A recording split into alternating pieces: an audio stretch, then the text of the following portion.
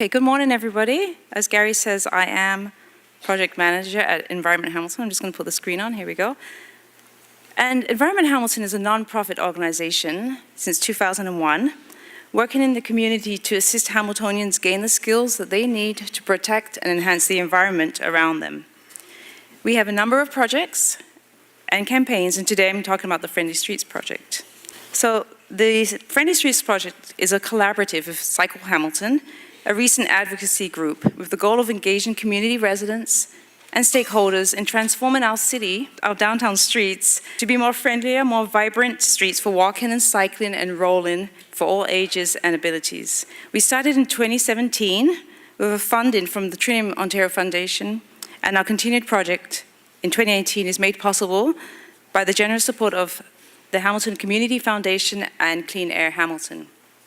I'm going to start my presentation by reading a response to a video I posted on Instagram of industrial trucks on Wellington Street. A woman writes, "A constant stream of speeding industrial trucks right outside our front door is a terrible reality we have to live with. I hear them and feel the vibrations constantly. They vibrate the glassware in my cupboards, they crack my walls, they pollute my air inside my home. Not to mention that the street is so dangerous that we don't walk our dog or even park in front of it. We moved to Hamilton with plans to have kids here, but things like this are making us postpone having a family to see what decisions the city makes over the next couple years. Sounds dramatic, but I need to know that the place I raise my children practices modern urban planning and shows that it values the health and well-being of its citizens." Since the start of 2017, we've been working in the area surrounding the Hamilton General Hospital in the neighborhoods of the Beasley and the Gibson-Lansdale. We focus efforts here because people who live, work, and play in these neighborhoods have expressed concern about the challenges they face when walking or cycling.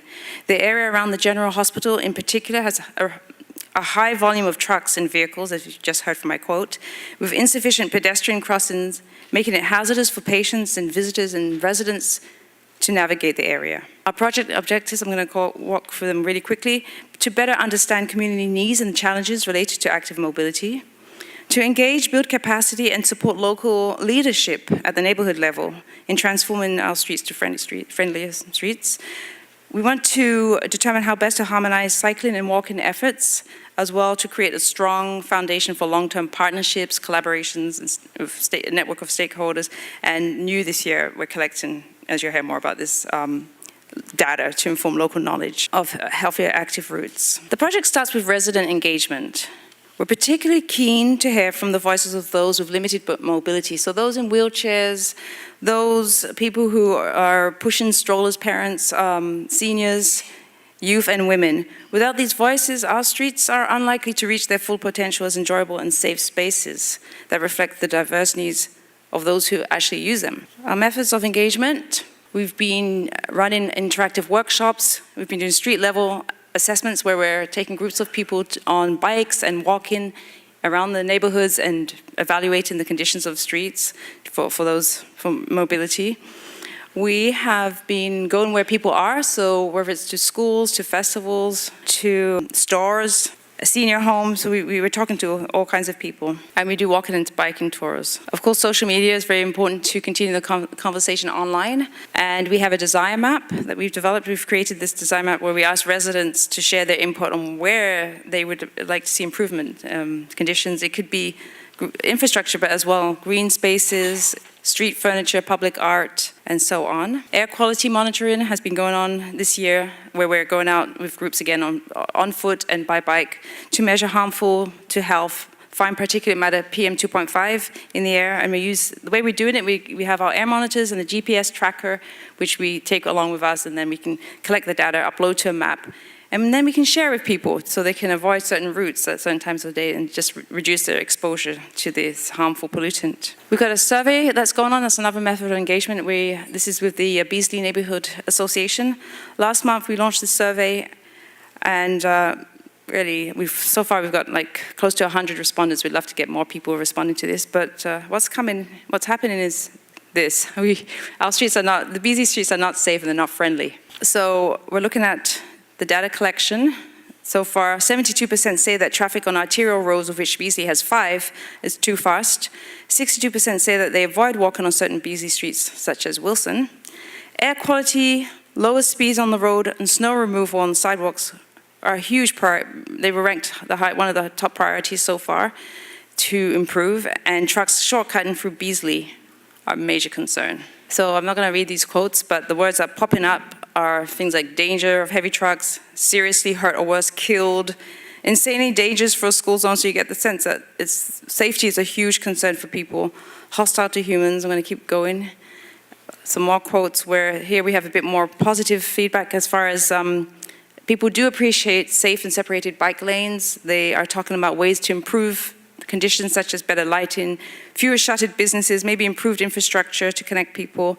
The North End speed strategy has been held as a good effort to say maybe we could do something similar in the Beasley neighborhood. What is a friendly street? From our engagement, it's about the experience. People are talking about how they feel, do they feel relaxed, do they feel the noise pollution, what level is that, less stress, busyness in the sense of more people, more bustle, more art and things like that for the imagination. Partnership. So it does take a community, as we've heard today, it really does take a community to build and to make our streets friendlier, to build that kind of environment. So the evidence comes out daily where when our streets are safe for walking and biking, our neighborhoods and communities benefit socially, economically, environmentally, culturally. Vibrant and social streets are really the future, but how do we get there?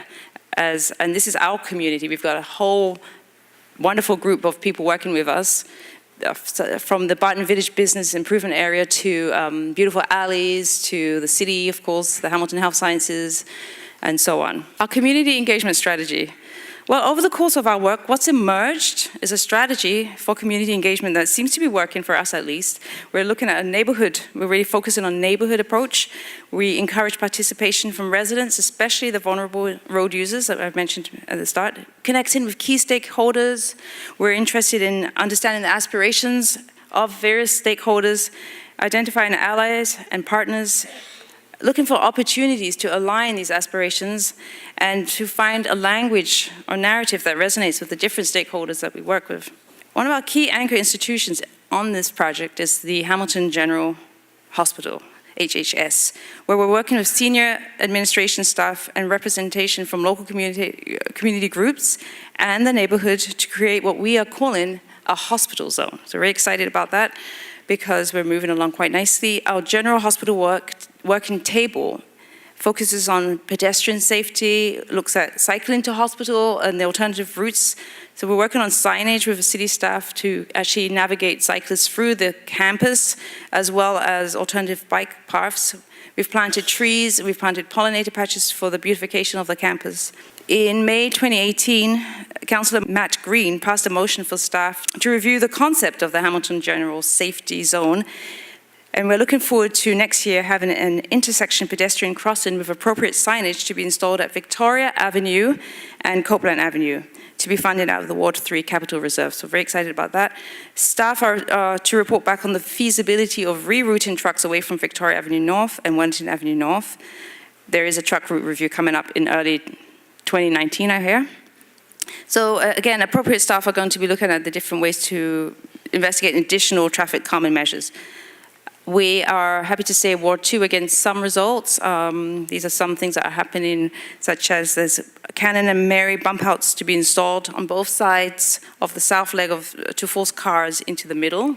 So there's there's a list of other things that are going on. Something that's already happened is the Cannon at Robert Always Stop has been installed, as well as Robert at Elgin. So there's some changes there. In Ward 3, we are looking forward to the Wentworth Street near Kathy Weaver. There's going to be a potential, well, at least a review of potential changes to the lane configuration on Wentworth Street between Burlington Street and King Street. Signals Group is investigating the feasibility of pedestrian crossing on Wentworth between Cannon and Barton near the Kathy Weaver School. So there's some changes that are happening, like missing sidewalk along Birch Avenue. They're looking at a strategy to install a missing pedestrian connection. So we have been working on a toolkit that is 72 pages long. Lots of modules, and basically anything from who to call first at the city, as well as templates such as business surveys templates, resources, guides, case studies to help residents when they want to start making their neighborhoods safer for walking and cycling and getting around. We're excited about our upcoming events. We've got Let's Clear the Air with Sally Radozik, Public Health. So that's an air quality bike order that we'll be doing. So, in conclusion, thinking back to the quote I started with, are friendly streets achievable for Hamilton? We think so, of course they are. I leave you these lovely images. They're not in Hamilton, but there's a parking lot that has green spaces, and this is in Beirut. So you can see like a nice example of what we can do with parking lots. There's a parklet in Vienna, a hospital zone in Vancouver, 10th Avenue Precinct. We can have these things. It takes commitment, takes some money. And on the topic of money, I just should say that this project is coming to an end at the end of this year. And if anybody feels inspired and by this talk and would like to help us continue this work, then come and see me later for some funding ideas. Thank you very much for your time.